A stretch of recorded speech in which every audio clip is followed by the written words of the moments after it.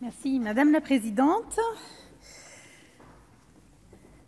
Monsieur le Ministre, mes chers collègues, lorsque l'on pense adoption, on imagine souvent, du moins c'était mon cas avant de travailler sur le sujet, on imagine donc une famille avec un enfant adopté à l'étranger. Disons-le, cette vieille image stéréotypée ne correspond plus du tout à la réalité de l'adoption.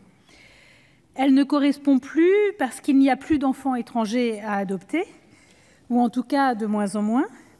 En 2010, c'était plus de 3 500 enfants adoptés à l'international. En 2020, ils n'étaient plus que 244. La baisse de la mortalité, la hausse du niveau de vie dans les pays d'où venaient ces enfants permet à leur pouvoir public de développer des politiques sociales et familiales.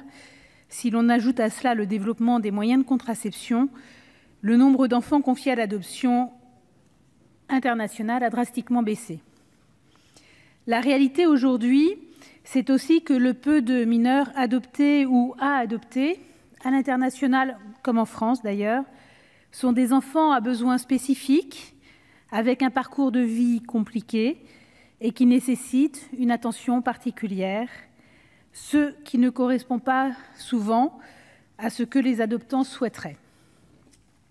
L'adoption a également changé car elle ne correspond plus à cette image qui était celle d'une famille qui voulait un enfant, mais c'est maintenant celle d'un enfant que l'on confie à une famille. Cette inversion du sujet est majeure et replace l'enfant au cœur du dispositif.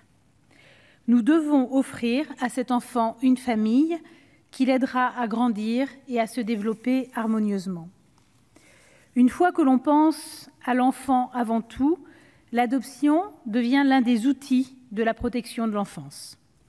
Un outil bien supérieur à ce que propose l'aide sociale à l'enfance pour sauver un enfant. Il y a bien sûr quelques réussites d'enfants confiés à l'ASE, et j'en salue une plus particulièrement que j'admire aujourd'hui et à qui je fais un clin d'œil, mais pour une réussite, combien d'échecs plus nombreux? C'est pourquoi, dès 2016, une loi permettait de mieux définir le délaissement et de permettre à des enfants qui auraient dû passer leur jeunesse dans un foyer de l'ASE de la passer dans une famille aimante.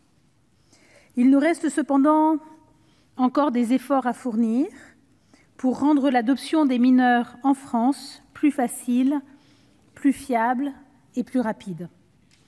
En effet, en 2019, cela a été dit, plus de 10 000 familles avaient reçu l'agrément permettant d'adopter.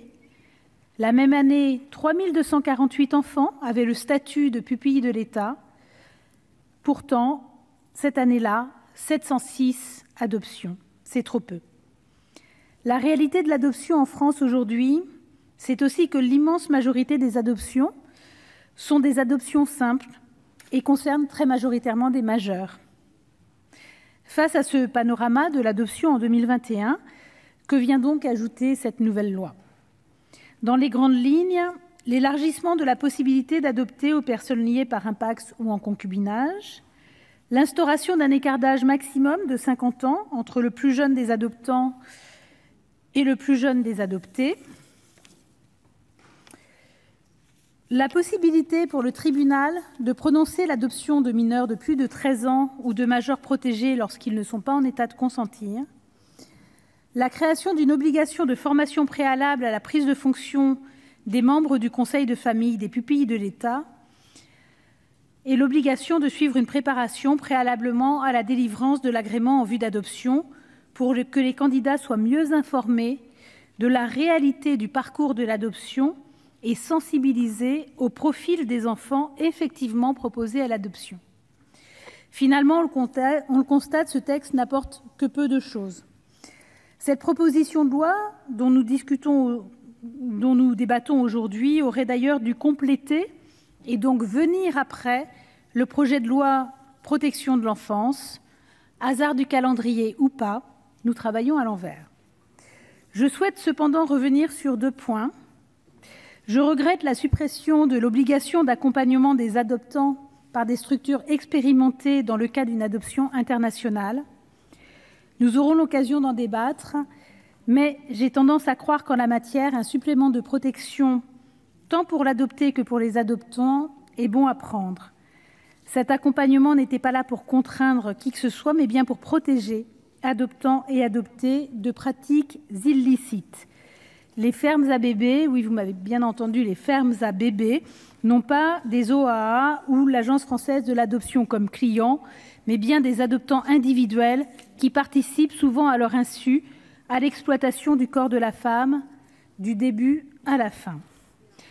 Je note également la suppression, au nom de la cohérence législative, de la disposition permettant à l'Agence française de l'adoption d'appuyer les départements pour l'accompagnement et la recherche de candidats à l'adoption nationale. Je connais et je salue l'engagement de notre rapporteur pour que cette disposition revienne dans le texte de protection de l'enfance, et j'espère que ce sera le cas, car une telle mesure est indispensable afin de permettre aux départements qui n'ont pas toujours les compétences en interne de bénéficier de celles de l'AFA. Au final, ce texte est pauvre et c'est bien dommage, mais le peu qu'il reste est utile, car en matière de protection de l'enfance et d'amélioration des procédures d'adoption, tout progrès est bon à prendre. Rappelons-le, c'est l'une des réponses à la protection de l'enfance. En ce sens, le groupe centriste votera ce texte.